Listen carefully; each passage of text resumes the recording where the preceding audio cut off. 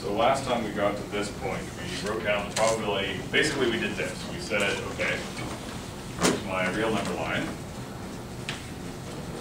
M-ary, and along this real number line, I have various. I will plot the noise-free filter outputs.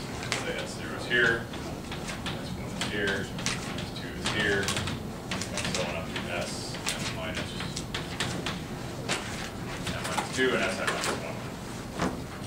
So last time I argued intuitively that where we should be putting our thresholds is halfway in between. Those means. So that's correct from the perspective of choosing if my actual filter output is anywhere on the line, putting the decision threshold halfway in between those means that I map whatever the filter output is into the nearest noise-free filter output. So we saw that to calculate probability of error, what we did was we took the same strategy that we did with binary, except now there are m symbols. So we take the sum from I equals 0 to m minus 1 of the probability of error, given that I is sent, times the probability of I. Here we assume the probability of I are all equally probable, so we can replace that with 1/m. Now what's this? We talked about this.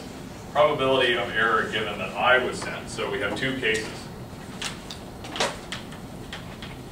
So the first case is that I is interior.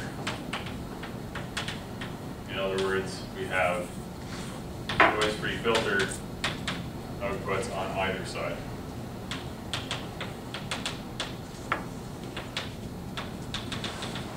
In that case, we have two thresholds. And we make an error if the actual filter output is over here or over here, because between those two thresholds, we will make the correct decision. And we saw that the probability of error is made up of the sum of two ERF-C functions. The other possibility is that I equals 0 or I equals n plus 1, in which case the I equals 0 case, we have S0, a threshold between it and S1. We're correct anywhere to the right of the threshold because there's no other point to the right. But we're wrong over here. So that's just like in the binary case. And similarly, I equals n minus 1.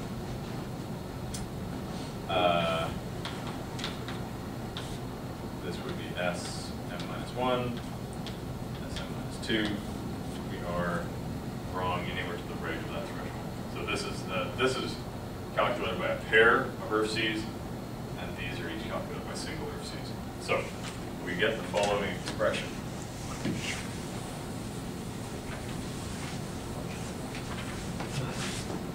Probability of error. We derived this last time.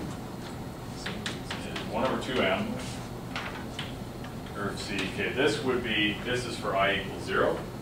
So ERF-C S0 minus S1 over 2 root 2 sigma squared plus 1/2m. This would be for m minus 1. So this expresses the probability that S0 is the true mean, and what's received is anywhere to the left of that threshold, which is halfway between S0 and S1.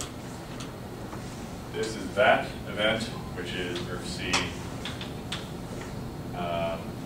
S m minus 2 minus S m minus 1 divided by 2 sigma squared. 2m sum from I equals 1 to m minus 2. And then these are the interior points, so each one is expressed by a pair of vertices. Vertice s I minus 1 minus si divided by 2 root 2 sigma squared plus vertice si minus si plus 1 or 2 root 2 sigma squared. So this big long equation gives you the probability of simple error in M-ary.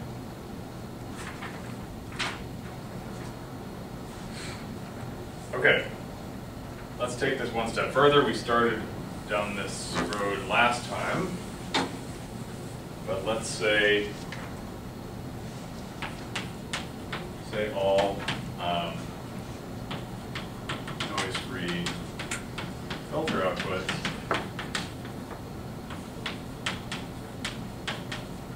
are equally spaced.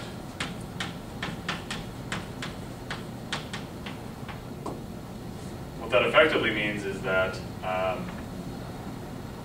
in particular for the interior points,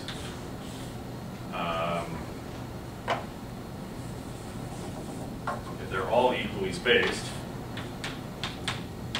then this distance is the same for all points, this distance is the same for all points, so therefore this distance is the same for all points, and since the variance doesn't depend on the signal, the variance is the same for all points, and therefore the probability of error is the same, given that any particular point was sent. So this is actually, that's quite a practical assumption. I guess the alternative would be you would have one point out here, and then a bunch of points clustered over here. So this point would be very clearly observed, and these points would be easily confused with each other. So these points would tend to have higher probabilities of error, and this one would have a lower probability of error, which is this is actually a practical thing to do sometimes. For instance, this would be a message that you want expressed clearly, and these are messages that you can send, and if they get through grid, you don't care very much. So for instance, these messages are all routine control messages, and this one is the building's on fire. You want that message to be expressed clearly and without error. So what happens if everything is equally spaced? If everything is equally spaced, let's let D represent that space. So D is equal to Si minus Si minus 1. So that's this space here.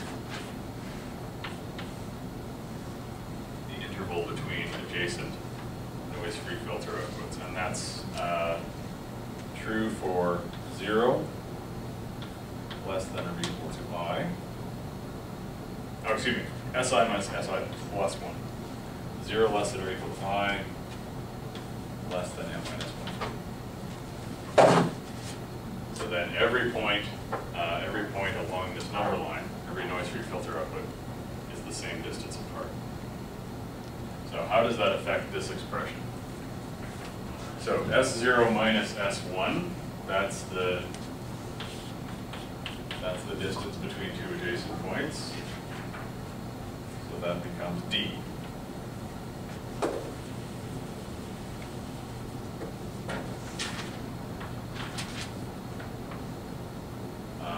Sm minus 2 minus Sm minus 1, that's again two adjacent points. So that becomes D. Si minus 1 minus Si, that's two adjacent points, that's D.